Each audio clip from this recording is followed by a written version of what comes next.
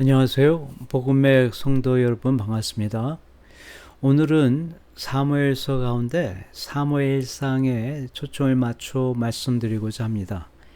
그러나 편의상 그냥 사무엘서라는 호칭으로 사용하도록 하겠습니다.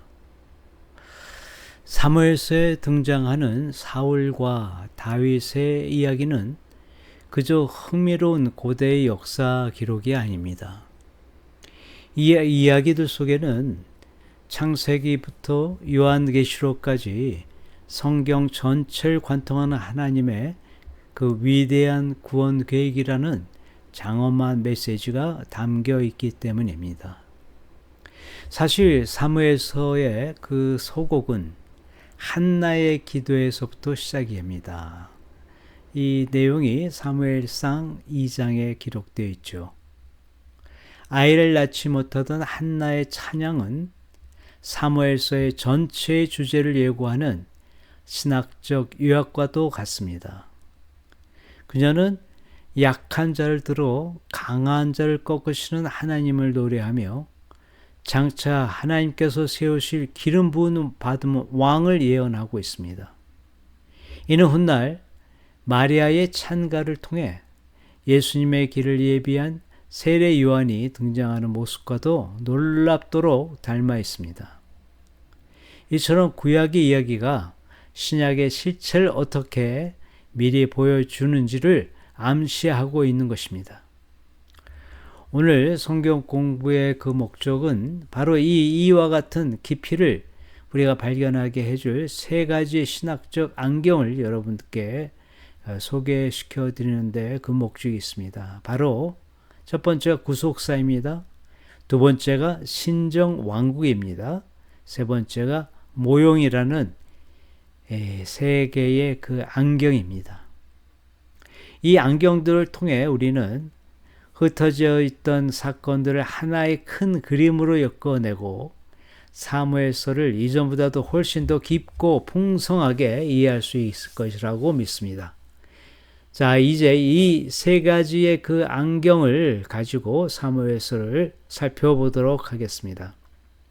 첫 번째 개념이 구속사입니다.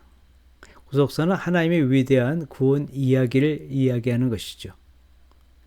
구속사란 성경의 역사가 우연한 사건들의 무작위적인 그런 나열이 아니라 타락한 인류를 구원하시라는 하나님의 거대하고 일관된 하나의 이야기라는 관점에서 말씀드리는 것입니다. 즉 모든 역사적 사건은 이 구원 계획이라는 큰 흐름 속에서 그 의미를 갖게 되는 것입니다. 배경을 보자면 이 시대는 왕이 필요했던 시대였습니다. 사무엘서의 그 배경이 되는 사사 시대는 극심한 영적 암흑기였습니다. 성경이 이 시대를 다음과 같이 한 문장으로 요약하고 있습니다. 사사기 21장 25절입니다. 그때 이스라엘의 왕이 없으므로 사람이 각각 그 소견에 오는 대로 행하였더라. 왕이 없다라는 것은 단순히 정치 지도자가 없다라는 의미를 넘어서 삶의 기준이 되시는 만왕의 왕이신 하나님의 통치가 백성의 삶에서 완전히 사라졌음을 뜻하고 있는 것입니다. 그 결과는 도덕적 타락과 동족 상잔의 비극으로 가득했습니다. 이러한 총체적 혼란은 왕이 오셔야 한다는 절실한 필요성을 낳았습니다. 바로 이 지점에서 룻기는 구속사의 중요한 다리 역할을 했습니다. 절망의 시대 속에서 룻기는 이새는 다윗을 낳았더라 라는 그 소망의 선포를 함으로써 끝을 맺으며 하나님께서 이미 왕의 가문을 예비하고 계셨음을 암시하고 있었던 것입니다. 이처럼 구속사는 사사기를 통해 왕이 오셔야 한다라는 그 필연성을 외치고 있었고 룻기를 통해 왕이 오실 것이다 라는 소망인을 예고하고 하면서 점진적으로 이렇게 전개되어 왔던 것입니다. 이러한 배경 속에서 하나님의 백성은 사무엘에게 왕을 요구합니다. 그러나 그들의 그 동기는 열방과 같이 눈에 보이는 그 인간 왕을 통해 안정과 힘을 얻고자 하는 불신앙적인 것이었습니다. 하나님께서는 이를 두고 나를 버려 자기들의 왕이 되지 못하게 함이니라 라고 사무엘상 8장 7절에서 진단하고 계셨던 것입니다. 이것은 명백히 하나님의 왕 되심을 거부하는 죄였던 것입니다. 하지만 구속사의 놀라운 점은 하나님께서 인간의 이 실패와 잘못된 요구조차도 당신의 위대한 구원 이야기를 이루어 가시는 과정으로 사용하셨다라는 사실입니다. 그렇다면 구속사라는 큰 그림 속에서 하나님께서 본래 의도하셨던 그 나라는 과연 어떤 모습이었을까요? 바로 그 다음 장에서 그 핵심적인 개념을 우리가 살펴볼 수 있을 것입니다. 두 번째 장이 신정왕국입니다. 누가 진짜 왕인가 하라는 문제이죠. 신정왕국이라는 그 문자 그대로 하나님께서 친히 다스리시는 나라를 뜻하는 것입니다. 이 나라에서 인간 왕은 절대 군주가 아닙니다. 그는 단지 보이지 않는 진짜 왕이신 하나님의 통치를 대리하는 존재일 뿐입니다. 따라서 왕의 가장 중요한 자질은 자신의 지혜나 힘이 아니라 하나님의 말씀에 얼마나 철저히 순종하느냐에 있었던 것입니다. 우리 여기서 사울 왕과 두 번째 왕이 되었던 다윗 왕을 비교해 볼 필요가 있습니다. 신정 왕국이라는 개념을 통해 우리는 사무엘서의 이 두 왕, 사무엘과 다윗의 근본적인 차이점을 명확하게 우리가 살펴볼 수 있는 것입니다. 먼저 왕의 기원을 보면 사울 왕은 백성의 요구에 의해서 만들어진 왕입니다. 열방과 같이 우리도 왕을 갖자라는 그 열심에 의해서 이루어진 왕이 바로 사울 왕이었던 것입니다. 반면에 다윗 왕은 신본주의 왕국을 대표하는 것으로서 하나님의 주권적 선택, 즉 하나님이 내 마음에 합한 자였다라고 말씀하셨던 왕이었던 것입니다. 통치의 기준을 보면 인본주의 왕국을 대표하고 있는 사울 왕은 자신의 판단과 백성의 소리에 귀 기울였던 왕이었습니다. 사무엘상 15장에 보면 자세히 나와 있죠. 그러나 다윗 왕은 어떻습니까? 신본주의 왕국의 왕답게 하나님의 말씀과 뜻을 귀 기울였던 왕이었던 것입니다. 대표적인 실패와 성공 사례를 살펴보면 사울 왕은 사무엘상 13장 에서 불법 제사를 지냈고 사무엘상 15장에서는 아말렉 전쟁 그 가운데 불순종 사건을 통해서 순종이 제사보다 낫다라는 신정 왕국의 핵심 원리를 위배한 그런 왕이었던 것입니다. 반면에 다윗 왕은 어떻습니까? 골리앗과의 싸움에서 만군의 여호와의 이름으로 나아가 승리하였고 왕국의 주인이 하나님이심을 선포하였던 왕이었던 것입니다. 궁극적인 결과가 어땠습니까? 인본주의를 대표하는 사울 왕은 하나님께 버림을 받았습니다. 그러나 신본주의 왕국을 대표하는 다윗 왕은 하나님의 마음에 합한 왕으로 인정받고 영원한 언약을 받았던 것입니다. 사울 실패는 우리에게 중요한 구속사적인 교훈을 줍니다. 그의 통치는 은혜가 아닌 심판의 성격을 띠었던 것입니다. 호세아 선지자는 이를 두고 호세아 13장 11절에서 이렇게 말씀하십니다. 내가 분노함으로 내게 왕을 주고 진노함으로 패하였노라. 사울 왕에 대해서 이렇게 얘기하고 있는 것입니다. 이처럼 인간의 기준으로 세운 왕은 결코 하나님의 뜻을 온전히 이룰 수 없으며 그의 실패는 오히려 완전하고 신실한 왕에 대한 필요성을 더욱 분명하게 보여주었던 것입니다. 즉, 사울의 실패는 이스라엘로 하여금 사람이 아닌 하나님께서 직접 세우시는 그 왕을 간절히 소망하게 만드는 과정이었던 것입니다. 사울과 다윗의 통치가 신본주의인지 인본주의인지를 가장 명확하게 보여주는 상징물이 있었습니다. 그것은 우리가 다음 장에서 그 신본주의 통치의 시금석이었던 법궤를 통해서 우리가 더 자세히 알아볼 수 있을 것입니다. 세 번째 안경이자 개념은 법궤입니다. 법궤는 신본주의 통치의 어떤 시금석이라고 말할 수 있습니다.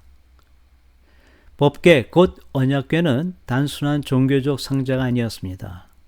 그것은 이스라엘의 정체성이자 신앙의 구심점이었으며 다음과 같은 세 가지 핵심 의미를 상징했던 것입니다. 첫째가 하나님의 임재입니다. 눈에 보이지 않는 하나님께서 당신의 백성 가운데 함께 계신다라는 가장 확실한 증표였던 것입니다. 두 번째는 하나님의 통치입니다. 이스라엘이 진짜 왕이신 하나님의 보이지 않는 왕자를 상징했던 것입니다. 세 번째가 하나님과의 언약입니다. 법궤 안에 십계명 돌판을 통해 이스라엘이 하나님의 말씀에 순종해야 할 언약 백성임을 상기시켰던 것입니다. 따라서 법궤를 대하는 태도는 곧 하나님을 대하는 태도 그 자체였던 것입니다. 그런데 사울과 다윗은 이 법궤를 어떻게 다루었습니까? 한번 이 내용을 우리가 자세히 한번 살펴보면 이 사울과 다윗의 근본적 차이를 우리가 살펴볼 수 있을 것입니다. 사울은 40년의 통치 기간 동안 기랏 이아림에 방치된 법궤를 찾아오려는 그런 시도조차 하지 않았습니다. 그의 통치에 하나님의 임재는 중요하지 않았던 것입니다. 그러나 다윗은 왕이 되자마자 가장 먼저 한 일 중 하나가 바로 법궤를 수도인 예루살렘으로 가져와 통치의 중심으로 삼으려 한 것입니다. 역대기는 다윗이 우리 하나님의 궤를 우리에게로 옮겨오자. 사울 때는 우리가 궤 앞에서 묻지 아니하였느니라. 역대상 13장 3절에서 이렇게 말했습니다. 하나님의 뜻을 묻는 신본주의 통치를 회복하고자 했음을 여실히 보여주고 있는 대목인 것입니다. 법궤를 대하는 태도는 단지 사울과 다윗에게만 국한된 것이 아니었습니다. 사무엘서에 그 등장하는 여러 인물의 그 영적 상태를 비추는 거울과도 같았던 것입니다.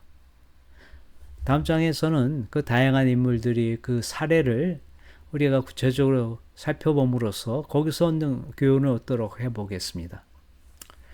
자, 법궤를 둘러싼 여러 인물의 사례를 통해서 오늘날 우리가 하나님의 임재를 어떻게 대해야 하는지에 대한 실제적인 교훈을 우리는 얻게 됩니다.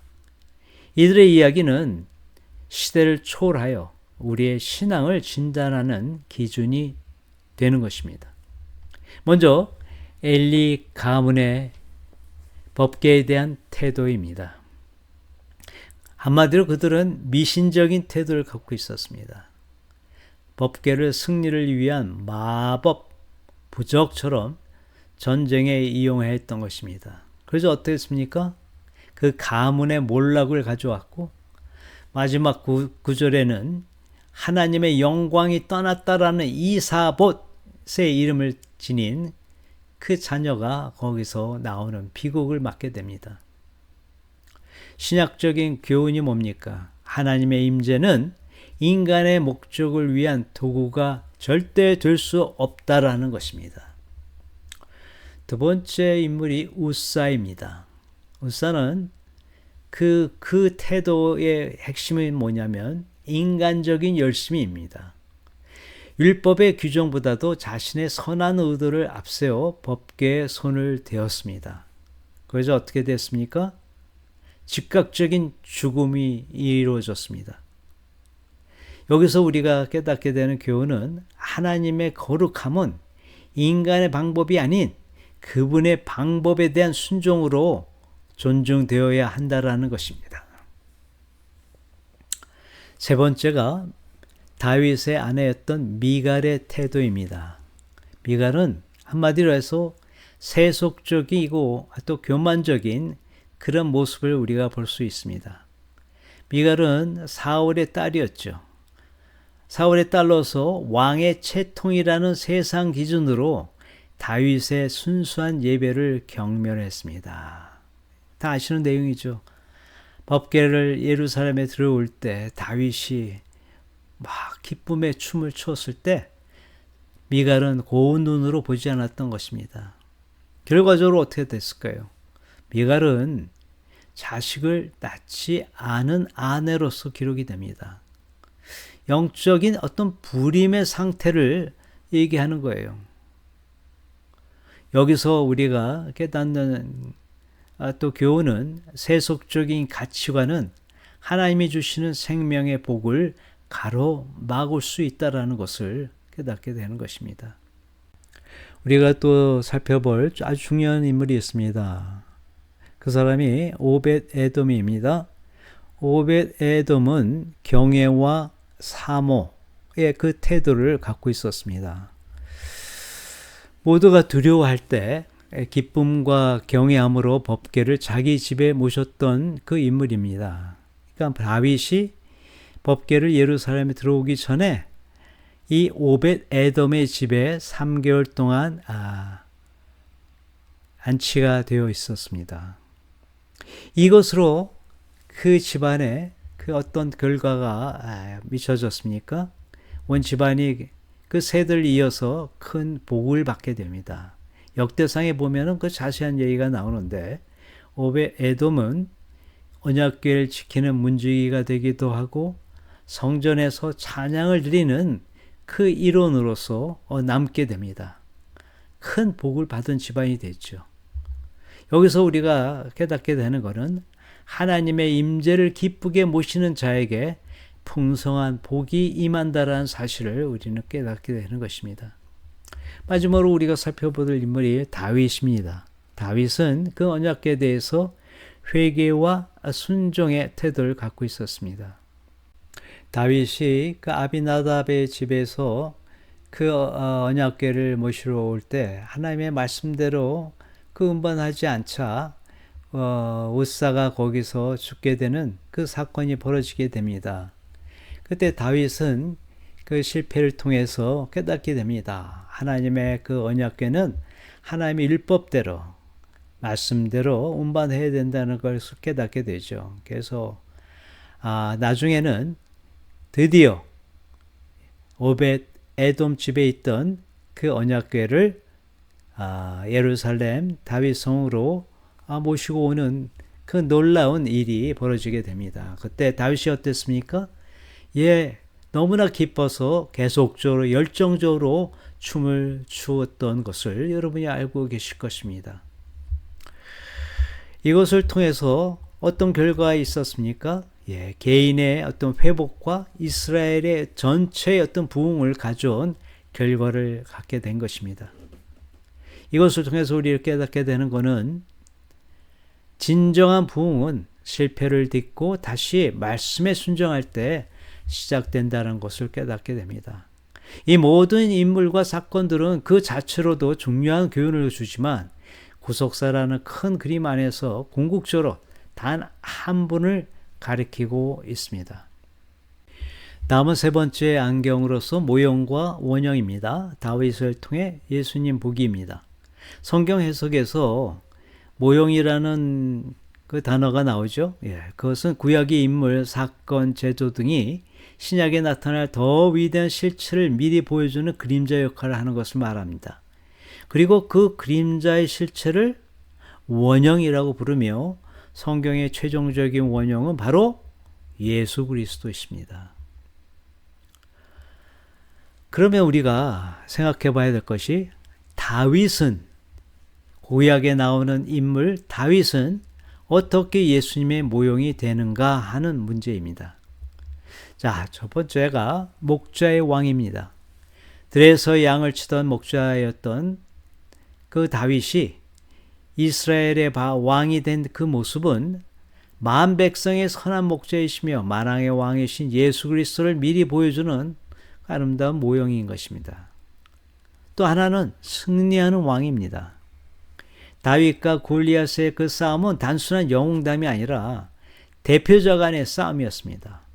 이스라엘의 대표 다윗이 사단의 세력을 상징하는 골리앗의 머리를 물맷돌로 친 사건은 창세기 3장 15절에서 약속한 여인의 후손이 뱀의 머리를 상하게 할 것이라는 최초의 복음을 예표하는 모형이었습니다. 그리고 이 예언의 완전한 성취는, 즉 그 원형은 바로 십자가에서 사단의 권세를 완전히 이기신 인류의 대표자 예수 그리스도의 그 위대한 승리를 담고 있는 것입니다. 여기서도 다윗이 골리앗을 물리친 그 물맷돌, 그 돌은 구약에서 예수님을 상징하는 하나의 도구입니다. 물론 우리가 이 다윗의 이야기를 살펴보면 밧세바 사건과 같은 끔찍한 죄를 저지르는 불완전한 인간이었다는 것을 우리가 또 회피할 수가 없습니다.